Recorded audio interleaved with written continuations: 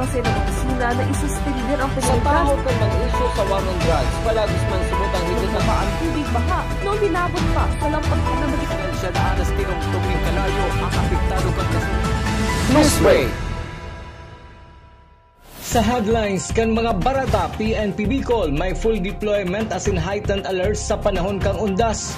Pulis na na-dismiss sa serbisyo as in kaibahan na driver arestado sa drug buy bust operation sa siyudad kang Naga. Metro Naga Chamber of Commerce and Industry binisto bilang most outstanding chamber in the Philippines 2025 city level. Naga College Foundation nagpapasunod ng health protocol para makaiwas sa helang. Uy ang mga barata, saldaw na ini. Ako po si Melvin Machado. City Disaster Risk Reduction Management Council kang Naga may mga nakalatag ng plano para sa pag-obserbar kang undas sa masunod na simana. Ang detalye sa report ni Christine Reyes. Sarong semana bago ang undas, pinaglatag na kan City Disaster Risk Reduction and Management Office ang plano para sa seguridad asin matuninong na pag-obserbar kan undas. Urog na kan mga mapurli para magbisita sa ilang mga mahal sa buhay na nagtalikod na sa kinaaban. Sinabi ni CDRRMO Head Reyno Rodriguez, sa 6 na Draculang Campus Santos sa Siyudad de Naga, may nakalatag ng mga PNP asin PSO personnel na mabantay para imanihar ang trapiko asin ang publiko. Tututukan ini kan Interagency Task Group na kabali ang City Enro, Solid Waste Management Office, City Health Office asin iba pang ahensya sa Siyudad de Naga. Kabali sa pinagplanuhan, iyo si bilang kan mga i-deploy ng mga personahe sa mismong kaaldawan kan undas. So si first coordination ang napagharamanan, so si dating practice po kang pagbanga kang mga kampusanto. Tapos ang kaipuan bilang ma-finalize is si numero kan mga tao na i-deploy ninda. Compose po kay ko to ang BFP, PNP, si mga radio volunteer enthusiast, tapos of course si media, tapos po si DRR, sigabos na nasa city, DRR, EMS, ano pa ba, CEO, ENRO, SWAMO. So ini po si mga CHO, ini po si mga importanteng department na yaon po sa EOC or GOC, combination po bagay ni with outside partners. Para po mapreparar ta kung paano si paglatag kan mga tao. May paisiman ang LGU Naga na hanggang ngunya na weekend na lang ang paglinig sa mga Campus Santo para malikayan ang pagdara ng mga sundang o anuman na pinagbabawal sa loob ng Campus Santo sa masunod na simana. Ma-announce po kami po on Friday, ngunya na Friday, na pig-encourage ang tao na kung pwede ang paglinig hanggang ngunya lang na weekend. Or kung di man may iwasan itong 30 tapos na siya. Na kuminsan kaya pitsa uno na may dara-dara pang sundang, tabak, di ba? Mga araw kayan. So, which is pigbabawal. Naglalaom ang Interagency Task Group asin ang CDRRMO na mayo magiging problema sa bilog na panahon kan pag-obserbar ngunya na undas. Para sa General TV 48 Naga, Cristina Cazo Reyes, Newsbreak. Siring kang dati higot na ipagbabawal ang pagtinda sin pag-inom nin arak sa loob ka mga pampublikong kampusanto di sa Naga ngunya na undas. Sisitaron man subuot kang CDRRMO ang mga may pribadong kampusanto na may nagpapabakalin arak sa laog. Ang pag-iinuman sa loob kang kampusanto ang pinagpupunan subuot nin kariribukan. Papaigtingon din po itong kampanya duman sa mga si ordinansa duman sa daipaglaog ning inumon, pagtinda ng inumon sa laog kang sementeryo, tao may nanotaran pong private cemetery na tinugot na bigbabawal nga pero may nagtitinda sa laog. So ini mga bagay pong ini. Padagos sa mga barata, 2,707 PNP personnel sa bilog na Bicol ang i-deploy sa November 1 as in November 2 sa pag-obserbar kang All Saints as in All Souls Day. Ini para masiguro ang seguridad as in pagsasadiri kang lambang Bicolano na mabisita sa mga Camposanto, Memorial Park as in mga simbahan. May 1,491 police officers man na ma-assign sa mga police assistance desk na harani sa mga Camposanto. 479 PNP personnel man ang madideploy sa kalabaan kang National Highway. 192 na police ang mabantay sa mga terminal as in 544 PNP personnel ang mapwesto sa mga simbahan as in major tourist destination sa bilog na rehiyon. Sa ibang barata, Flores de Octubre gigibon sa Barangay Pacol, Ciudad Cagnaga, ngunya na Domingo. Ang detalye sa report ni Christine Reyes. Taong 2016, kan huring giniba ang Flower Festival sa Barangay Pacol, Ciudad Cagnaga na inaapod Puto-Puto Festival, ininapundo huli sa kakulangan ng budget. Ngunya na taon, liwat may hiling ang makukulor asin man iba-ibang klase ng burak bilang selebrasyon kan Flores de Octubre na pinagsuportahan ni City Councilor Jude Jokno, Chairman kan Committee on Environment asin Tourism. Siya man ang nagtaon ni mga gamit asin kinakaipuhan kang grupo ni mga plant growers para buhayon ang Flower Festival. Si Kagawad Jess Saador kan Barangay Pacol ang sibot sa pagplano ka nasabing selebrasyon. Ang Flower Festival ang mapuon sa maabot na Domingo, October 26. At nagpun iniyo Puto-Puto Festival pa si si term pigamit mi kadulig sa Barangay Pacol, and 2011 hanggang 2016 natapos siya sa kakulangan man kang samoyang pondo na ikinakaya sa barangay kaya napondo siya. Tapos ngunyan saro sa mga nakadigdi na nagtabang sa mga flower planters, flower growers, si Councilor Jokno, nagkataon man na siya ang chairman ng tourism di Gisanaga. Tapos sabi niya, anong kaipuhan ka mga paratanom? Sabi ko nga niya, ang pinakakaipuhan talaga ito pong animal manure, which is itong ipot kang chicken manure. Tapos sabi niya, ay may mga kabisado ngayon ako kagawad, baka matabangan ta ang mga Flower Planters Association ligi sa Pacol. Dahil pa po kato na eleksyon, pinadarahan na po kami ligdi ni Councilor Jokno nasa 500 pong sako ng ipot para po makatabang sa pagtanom. Dakulaon pong tabang talaga ito, aram na naman dakulaon na pataba po yan animal manure kang natinaon ni Councilor Jokno. May 10 plant growers exhibitors ang mapagarayunan kan sa mga flower design sa kanya-kanya nindang mga booth. May 40,000 pesos na premyo sa manggagana. Nagtao man ng 10,000 pesos ang LGU Naga sa kada exhibitors na makakatabang sa pagdisenyo kan mga plant growers sa inang mga booth. Apwera kan mga burak na mahihiling, may mga pinag-imbitaran man ng mga local bands na ma-perform na makakadagdag sa gayon kang flower farm. Sa pagkaaga po sa Sunday, sa Flores de Octubre, aga po itong inibitahan mo ang mga vloggers, sa mga professional or not professional na mga photographer para po sa sarong exhibition na pagarayo na po ng picture sa booth, yan sa art booth. Hanggang alas 12 po yan yung udto. Pagkahapon po alas 3, judging na po katong 10 entry kang sa tuyang competition, booth competition. Pag alas 4 po, awarding na po yan.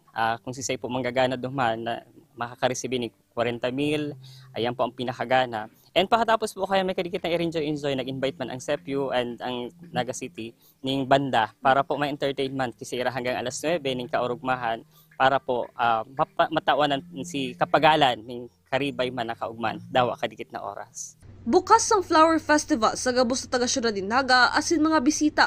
Inaasahan na magiging magayon asin matrayumpo ang Flores de Octubre. Para sa Janan TV 48 Naga, Cristina Canzo Reyes, Newsbreak.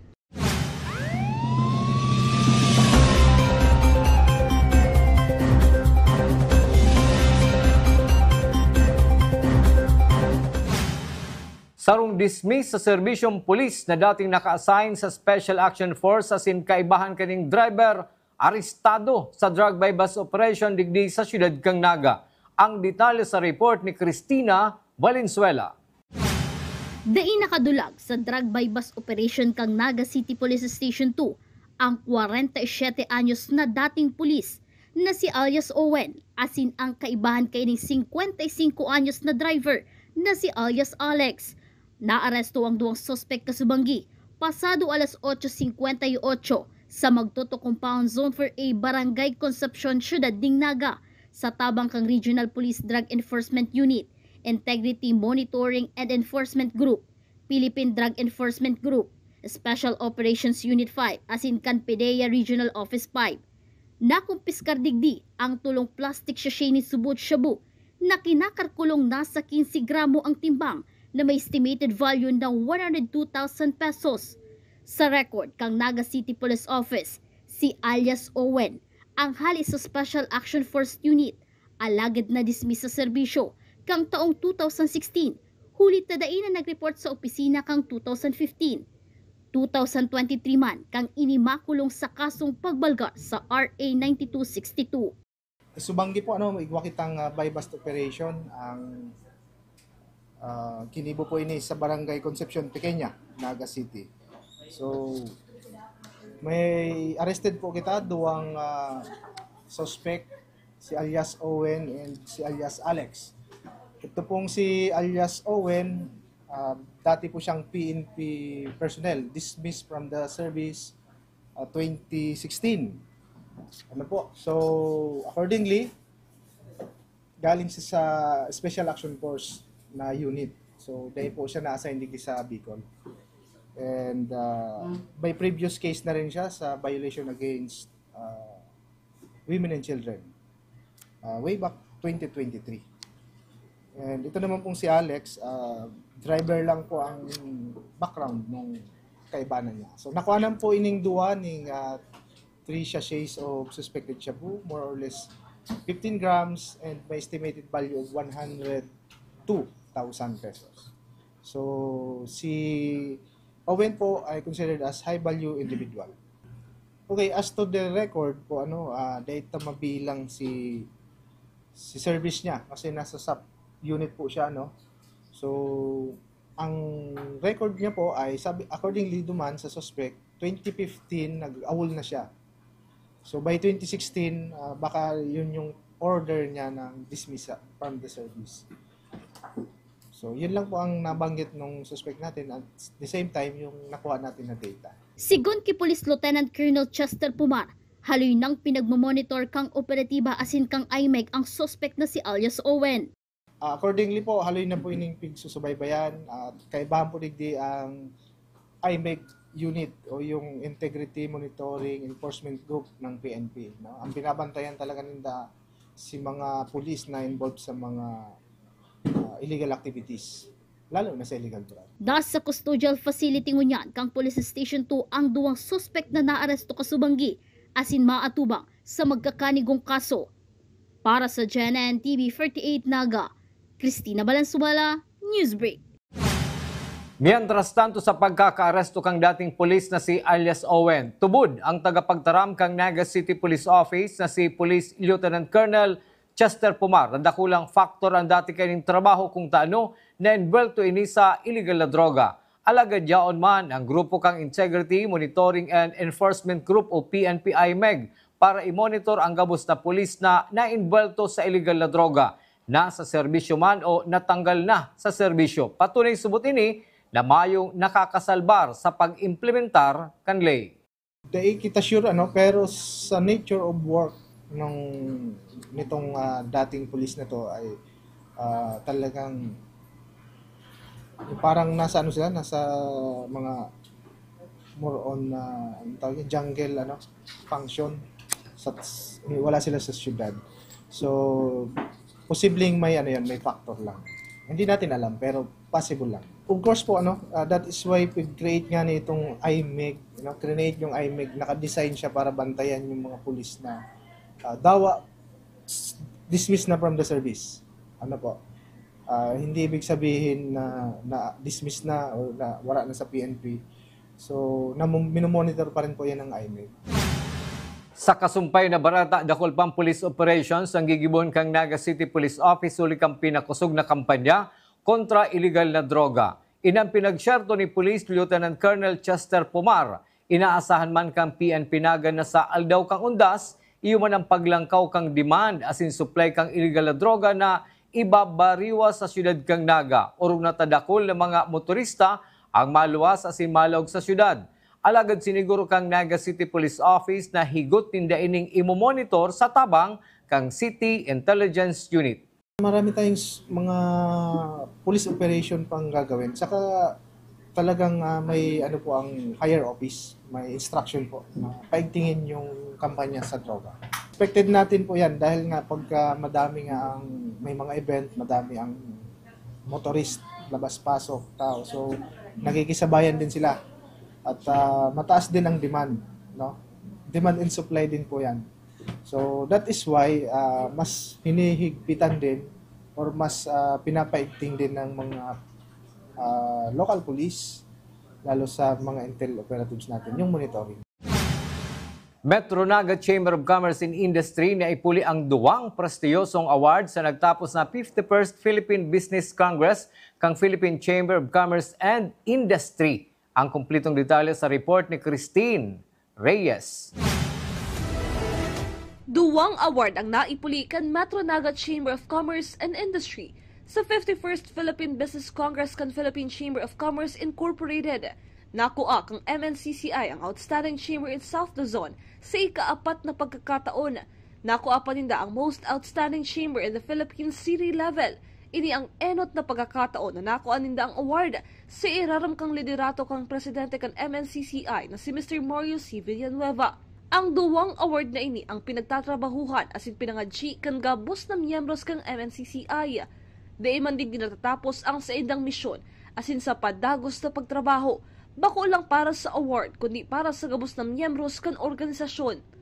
Well, Metro Naga Chamber of Commerce on this year's 51st Philippine Business Congress ng Philippine Chamber of Commerce Incorporated, we got 2 awards. The first is our 4th consecutive Most Outstanding Chamber in South Luzon. That's 4 consecutive years.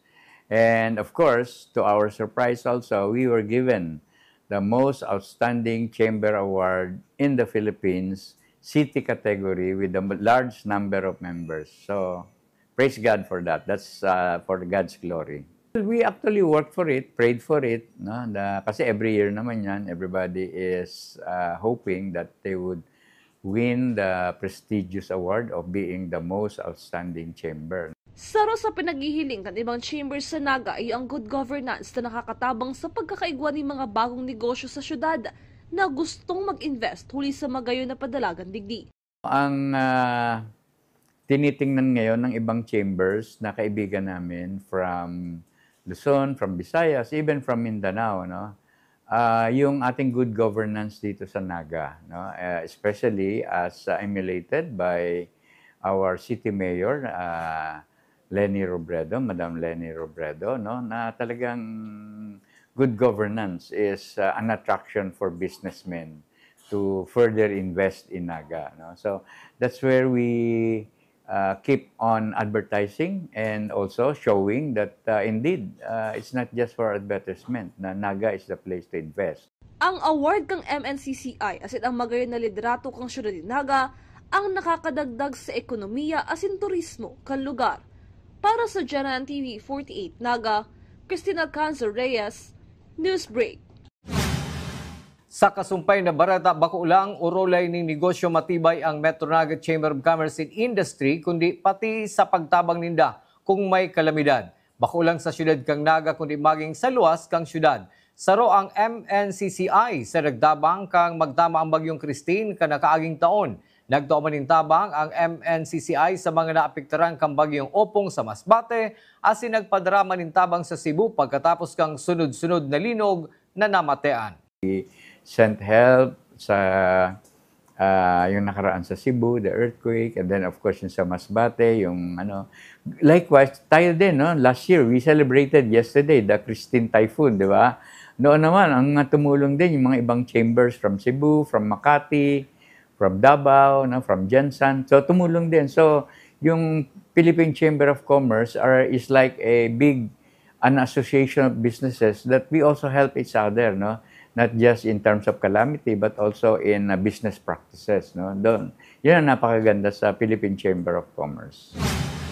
Mga estudyante kang haring San Agustin Elementary School sa Kanaman, Camarines Sur ibinida ang mga national costume sa ginibong aktibidad sa Sarong Mall digdi sa siyudad kang Naga.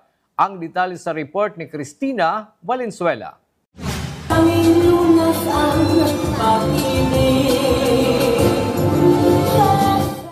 Sulot-sulot ang national costume kanman iba-ibang nasyon ang ibinida kang mga estudyante kang haring San Agustin Elementary School, Annex Canacman District, Canacman, Camarines Sur.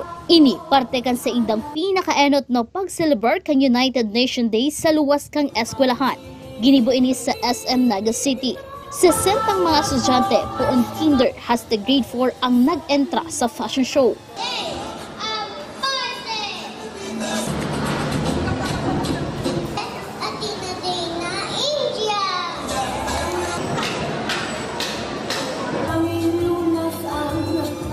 Obheto kaining programa. Ito pong culture kang bawat country na pigre-represent ninda, nagiging aware po sinda. Likewise po ang mga costume na ginagamit ninda. So far, bawing-bawi po ang mga parents. Lalong-lalo, sabi nga ni Kayan, there is no other experience po, there is no other way to learn but through experience. Dagdag pa kang maestrang si Ma'am Maylin Escalante, ang arog kaining aktibidad dakulang tabang sa mga estudyante na makaluwas sa indang comfort zone. As you can see, nag-enjoy po ang mga audience, lalo ang mga aki. Tapos po, siyempre part na yakang after kang activity, nag-roam around sila. So far, parang nabago ang environment nila from the four corners of the classroom and then perming sa school. This time, digdi na po, nagluwas po kami. Siyempre po, with permission po ni Kasamuyang PSTS. Ang araw po kaning activity, nakakatabang po para makalos nila sa comfort zone kasi init na init po ang ibang mga aki po, mga surap gunsinda. So ini na po ang nagiging training ground po ninda para po maging i-boost ang sa inyong confidence po. Sa huri, tulong estudyante kang Haring San Agustin Elementary School ang pinangaranan bilang Best National Costume asin nag-uli nin 2,000 pesos worth of gift certificate halos sa SM Foundation.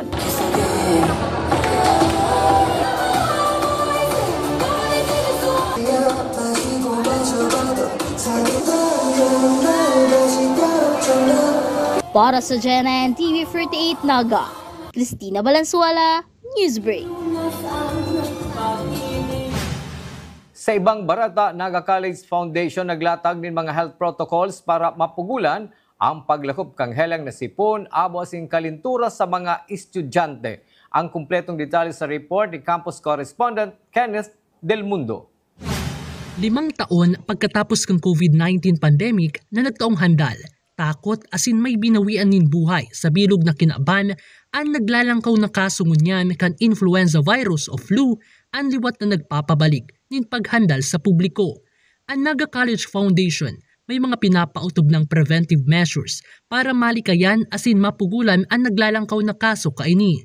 Ang proper hand washing, pagsulot ng face mask, asin na ipagpapalaog sa klase sa mga estudyante na nakaka-eksperyensya nin mga sintomas, arugan kalintura, sipon, kulugan payo, sore throat, runny nose, pagkulog ka mga kalamnan asin takyag, dry cough, asin severe malaise o ang pangluluya na pwedeng magresulta sa kalintura. So, it is important kasi habutang maulit ang pandemic. And influenza, so to speak, is highly mutagenic.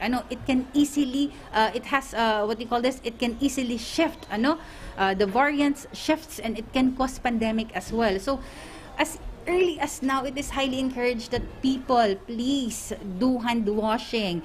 Please wear your mask. Stay at home, not unless may complications na ang sa indong influenza-like symptoms, like you are having difficulty of breathing, the fever does not go down after 3 days or 4 days. You can now seek medical advice, or you can now go to the nearest clinic or OPD or in the government hospitals. Yan. Otherwise, please, let's not let's protect each other more by taking care of ourselves by hand washing, taking your vitamins, and then it is encouraged as well to do flu vaccination. So we have suggested, thank you Kenneth, we have suggested that if, let's say for example, 10 to 20% of the students manifesting or having symptoms of influenza, we can shift to asynchronous, as suggested. There are other schools already who had suggested asynchronous learning because of the spike or the uptick of influenza, and they have disinfected the whole campus because again, virus.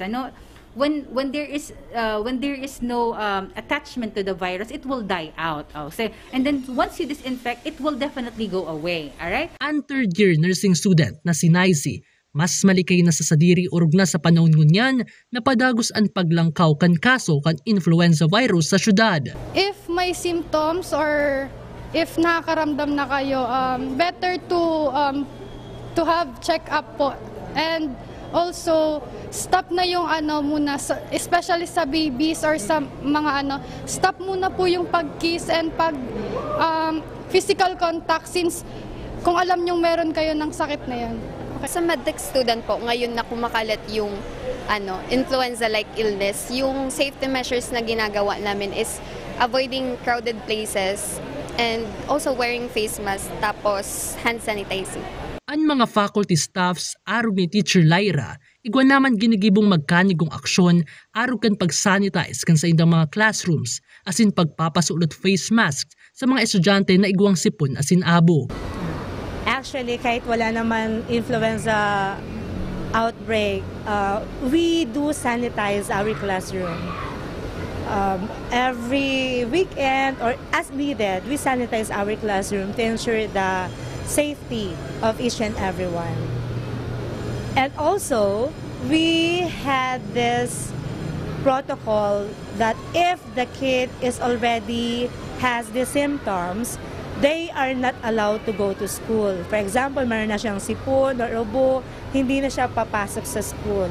And we monitor this also because the parents also are sending us the message na yung anak nila ay may ganito, nakaranasan ng ganyan.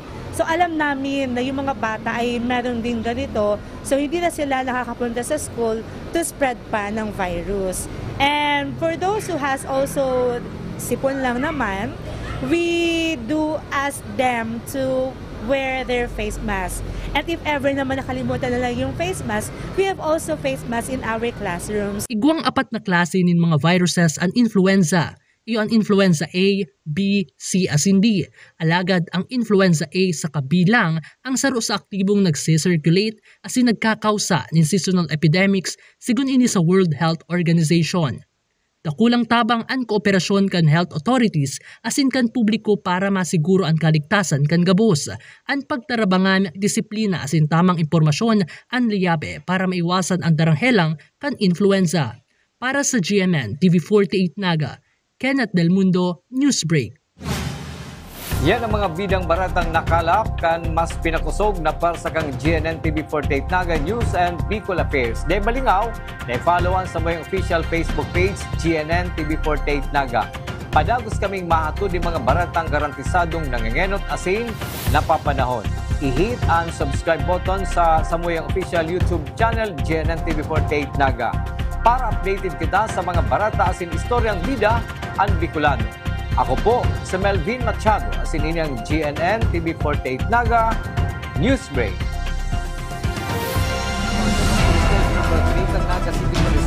Pinagsubo kasi ng mga sila na isuspindir ang Sa tao kang mag-iso sa warong drugs, palagis man sumutang higit na ang tubig baha noong binabot pa sa lampag na magiging. Siya daan na tingong tubig kalayo ang apektado kang Newsbreak. The future is a race. At Naga College Foundation, we don't just keep up. We set the pace and we change the game. College of Business and Management, where ideas grow into enterprises. College of Teacher Education, shaping minds that shape the nation. College of Health Sciences, where compassion meets innovation. College of Engineering, designing solutions that redefine tomorrow. College of Arts and Sciences, fueling creativity, culture, and connection. College of Accountancy and Finance, empowering the economy through mastering numbers and markets. College of Criminal Justice Education, protecting communities with excellence and integrity. College of Computer Studies, coding the language of the future. And with NCF micro-credential programs, you don't just wait for the future, you leap into it. Gain and demand skills fast, short, powerful, and flexible. Designed to fit your life and fuel your career. 8 colleges, endless possibilities, and micro-credentials to keep you ahead of the game. Tanga diri ko nababay na GNN TV48 Naga. Kalma! Lumipat lang ang GNN TV48 Naga sa Channel 48.1. What? Direk, ang simple lang ng solusyon dyan. Kunin ang remote, pumunta sa menu Setup o Settings, at hanapin at pindutin ang Scan at hintayin. Then, boom! Balik na si GNN sa Channel 48 mo. Para sa mga balitang nangunguna at napapanahon. At sa mga programang suwak sa panlasa mo. Tutok lang sa GNN TV48 Naga, Bida ang Bicolano.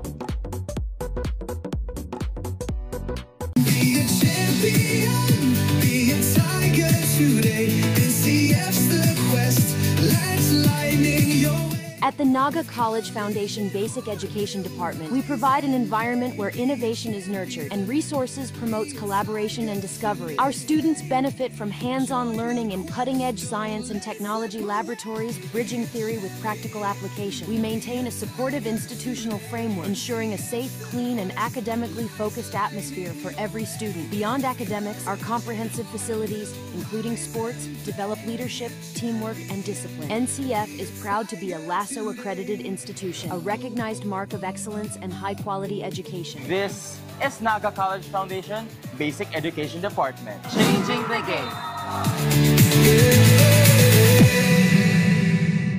At NCF, we're all about that holistic grind. Hands-on training, real-world experience, and affordable education that gets you industry ready. Shoot to edit, dito from concept to screenwriting.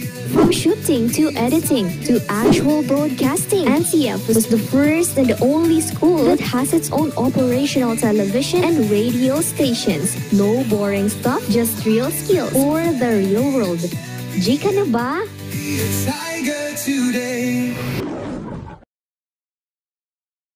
From dreams to strategy. From passion to profession. What can you be with a marketing degree? The future is in our hands. Deep into the future. We create brands that connect. Be bold, be the brand. Hashtag market your future. It all starts here At the Naga College Foundation, BSBA Marketing Management. Start your quest to success. Be a Tiger today. Enroll now.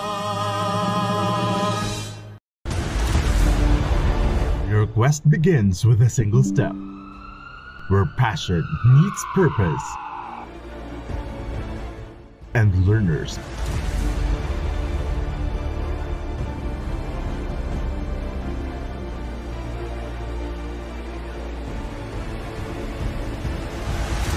become leaders. This is where champions in healthcare are made, with AI-powered, world-class, real-life simulating laboratories, top-tier clinical instructors, healthcare industry innovation-focused curriculum, and skills management. The Naga College Foundation College of Health Sciences is your premier choice in excellent healthcare education.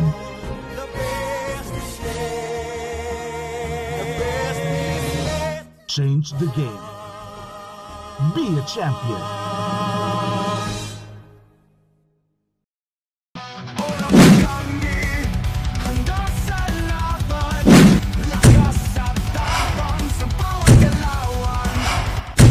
Ano, morag ka?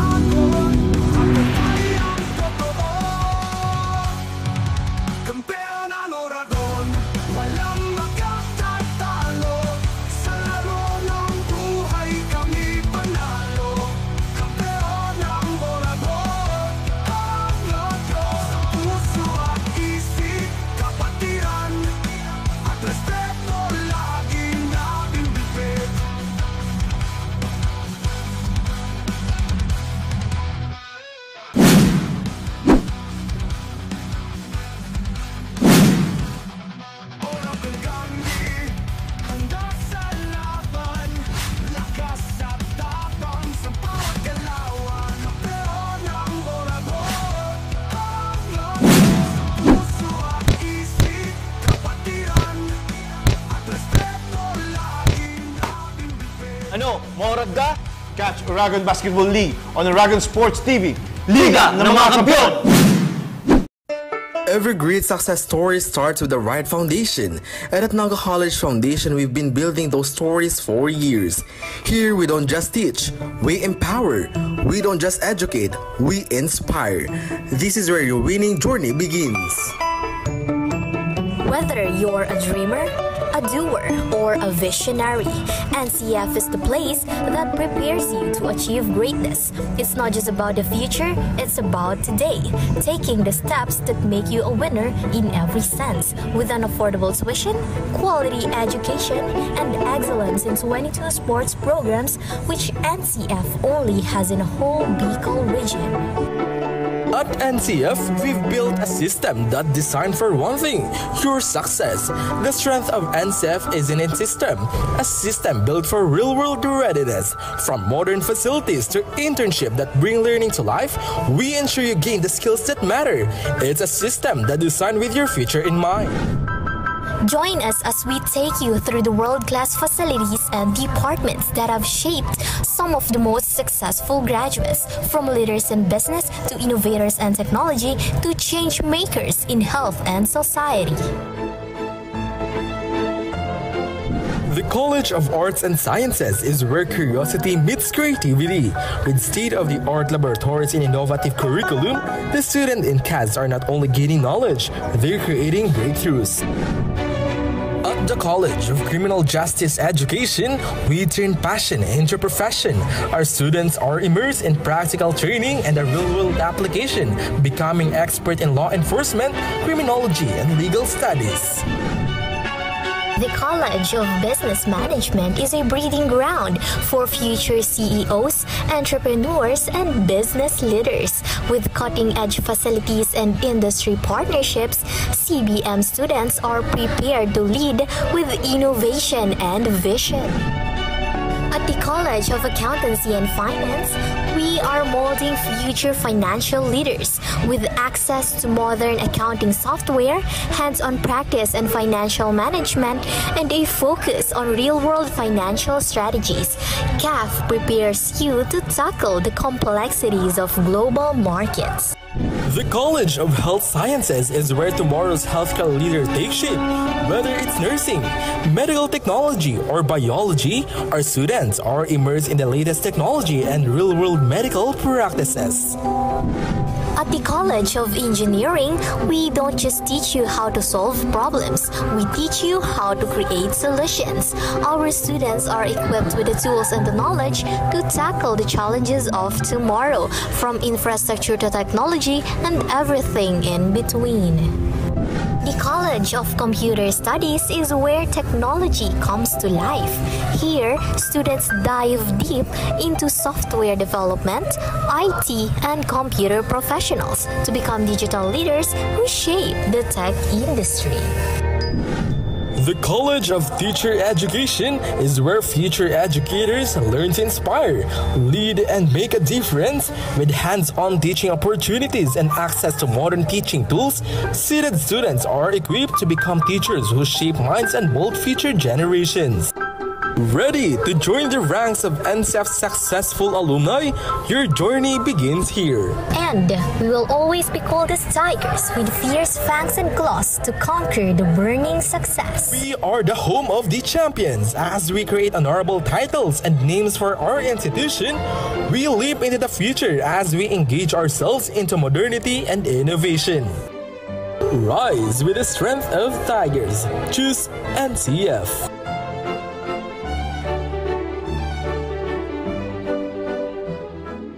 Ano man ang pangarap mo, matutupad yan dito sa NCF. College of Computer Studies, College of Arts and Sciences, College of Teacher Education,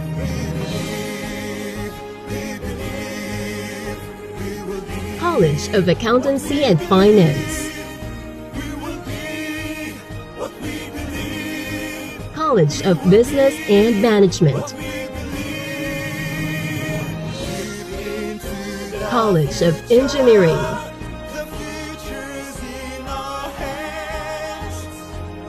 College of Health Sciences, College of Criminal Justice Education.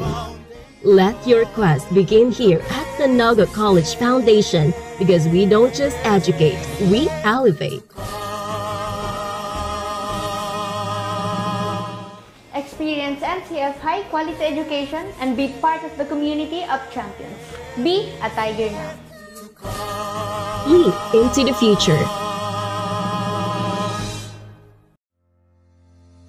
At the heart of every dreamer lies the future of limitless possibilities. At Naga College Foundation, we understand the journey.